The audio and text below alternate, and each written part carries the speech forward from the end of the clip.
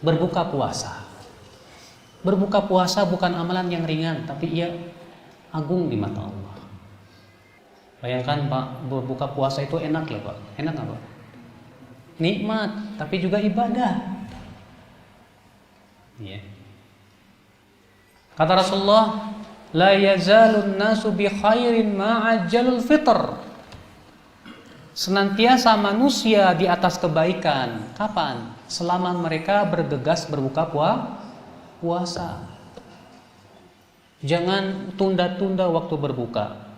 Ketika waktu berbuka sudah tiba, segera. Karena menyegerakan berbuka puasa itu tanda kebaikan umat Islam. Sebaliknya kalau umat Islam ini mengundur-undur berbuka puasa, itu tanda keburukan mereka. Adakah di antara umat Islam yang memundurkan buka puasa? Ada, orang Syiah. Kalau orang Syiah buka puasanya di waktu Isya. Iya.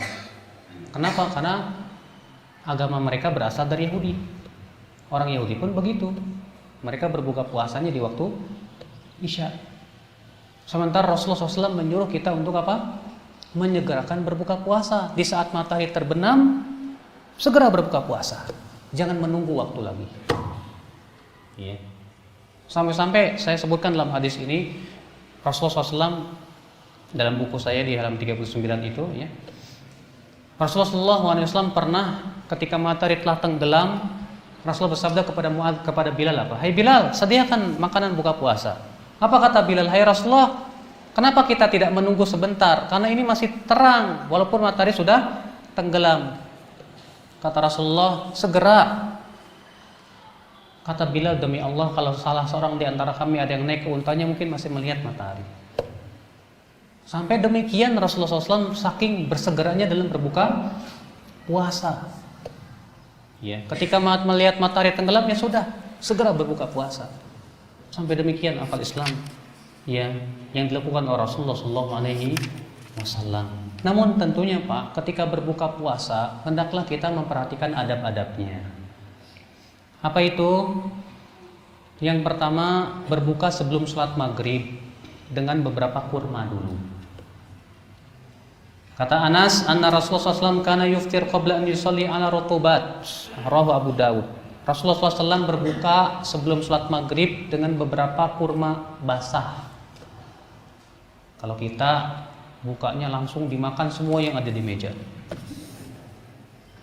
Ya, di meja ini udah ada kolak, kolang-kaling, makanan semua. Pas adzan langsung habis semuanya itu Pak. Sementara Rasulullah SAW berbuka itu makan kurma dulu, beberapa kurma, baru pergi ke masjid, sholat. Setelah selesai sholat, baru kemudian silakan makan, gak masalah. Dan itu secara kaidah kesehatan pun juga sangat bagus. Kenapa? Karena ketika kita sudah berpuasa, langsung diberikan makanan yang berat, error itu Pak. Limpa Bapak itu. Maka harus dikasih apa? Yang manis dulu, rutob. Kenapa? Kurma itu mempunyai fungsi menguatkan limpa. Sehingga ketika limpa lambung sudah kuat, siap untuk menerima makanan yang berat, silakan. Subhanallah, semua yang Rasulullah lakukan itu tidak lepas dari bimbingan ilahiyah. Ya. Maka Rasulullah SAW berbuka dulu Pak. Kemudian yang bagus itu berbuka dengan rutob. Rutob itu apa sih? Kurma yang lembut dan basah.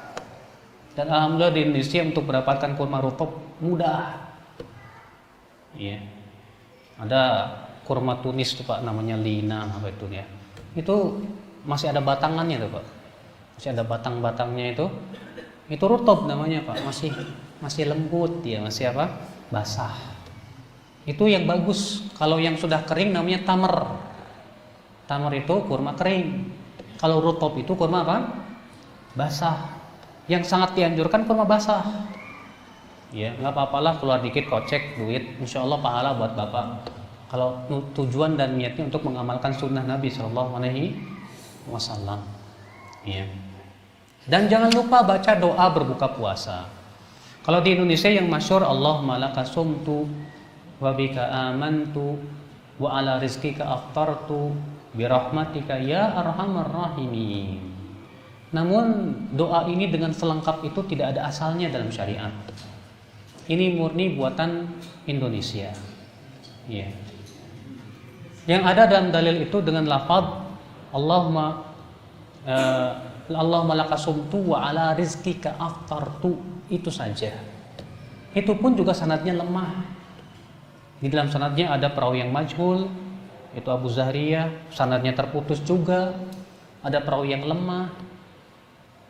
Justru yang ada dalam riwayat Abu Daud, dan ini insyaallah hasan, bisa dihasan oleh sebagian ulama, itu dengan lafaz dhahabad dhama'u wa batallatil uruqu wa thabatal ajru insyaallah. Ini yang dipraktikkan oleh Ibnu Mas'ud, dan insyaallah sanadnya hasan, hadis tersebut hasan. Nah inilah Pak, fenomena di masyarakat kita ternyata lebih senang mengamalkan hadis yang tidak ada asalnya. Doa yang tidak berasal dari Rasulullah SAW. Sementara yang ada dari Rasul ada. Kenapa kita tidak berusaha untuk mengamalkan yang ada asalnya dari Rasulullah SAW? Sementara yang tidak ada asal dari Rasulullah SAW, Masya Allah begitu semangat kita mengamalkannya. Itulah akibat daripada kita selama ini beragama hanya sebatas ikut-ikutan. Kita tidak berusaha untuk mengkritisi setiap ibadah yang kita lakukan selama ini, Pak. Seorang mukmin itu harusnya kritis. Selama ini saya ibadah ada dalilnya nggak dari Rasulullah SAW? Atau selama ini saya hanya ikut-ikutan saja? Yang penting saya dapatkan dari nenek moyang saya. Tidak. Agama ini milik Allah, bukan milik nenek moyang, bukan. Agama kita bukan milik adat istiadat, bukan. Tapi agama kita milik Allah. Allah berfirman, ala lillahi dinul khalis. Ketahuilah milik Allah lah agama yang murni. Maka ternyata para ulama hadis menyatakan bahwa hadis Allahumma lakasumtu wa ala rizqika aftartu lemah hadisnya. Apalagi dengan ditambah-tambah tadi Allahumma lakasumtu wa bika amantu wa ala rizqika aftartu bi rahmatika ya arhamar rahimin. Ini tidak ada asalnya sama sekali.